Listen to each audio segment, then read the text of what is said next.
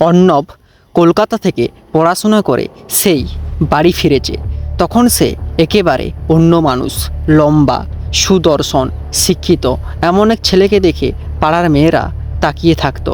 কিন্তু অর্ণবের চোখ ছিল এক জায়গায়, তার বৌদি রিমি। রিমি যখন এই বাড়িতে এসেছিল তখন তার বয়স ছিল মাত্র 20।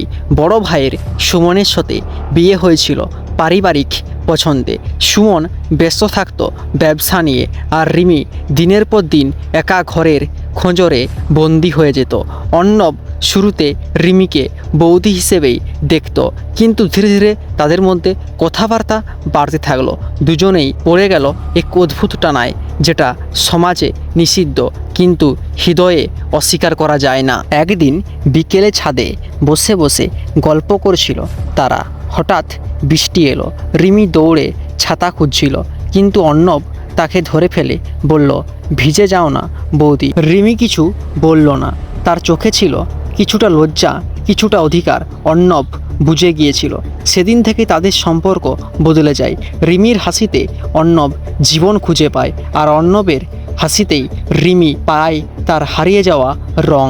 তাদের এই সম্পর্ক দিনের আলোয় আসেনি। রাত্রে যখন সবাই ঘুমিয়ে পড়তো তখন তারা ছাদে দেখা করত, ফিসফিস করে কথা বলতো, হাতে হাত রাখতো, কখনো চোখে চোখ পড়লেই দুজনেই মুখ ফুরিয়ে নিত, আরও ইত্যাদি ইত্যাদি। রিমি মাঝে মাঝে বলতো, তুই জানিস তো আমি একজনের ঘরের বউ, এটা ঠিক নয়। অর্ণব উত্তর দিত, ভালোবাসা ঠিক না বেঠিক নয় বৌদি, শুধু সেটা সত্যি না মিথ্যে এটা বড় কথা। কিন্তু বলে না, সবার চিরকাল সময় যায় না। পরকীয়া একদিন না একদিন প্রকাশ পেয়েই যায়।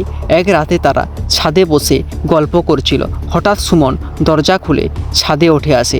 দুজনেই চমকে যায়, কি হচ্ছে এখানে? সুমনের চোখ লাল, তার সন্দেহ অনেক দিনের, কিন্তু আজ তার প্রমাণ মিলল। রিমি কিছু বলতে যায়, কিন্তু সুমন থামিয়ে দেয়। তুমি আমার বউ, অর্ণব আমার ভাই, এরকম বিশ্বাসঘাতকতা মেনে নেওয়া যায় না। তারপর সুমন রিমিকে ডিভোর্স দেয়নি ঠিকই, কিন্তু তাদের সম্পর্ক আর আগের মতো ছিল না। যেখানে বিশ্বাস নেই সেখানে সম্পর্ক রঙিন থাকে না, বেরঙিন হয়ে যায়। তাই সকলকে বলবো, এরকম পরকীয়ার সম্পর্ক থেকে দূরে থেকে নিজের জীবনকে সুরক্ষিত রাখো। দেখা হবে পরবর্তী এপিসোডে।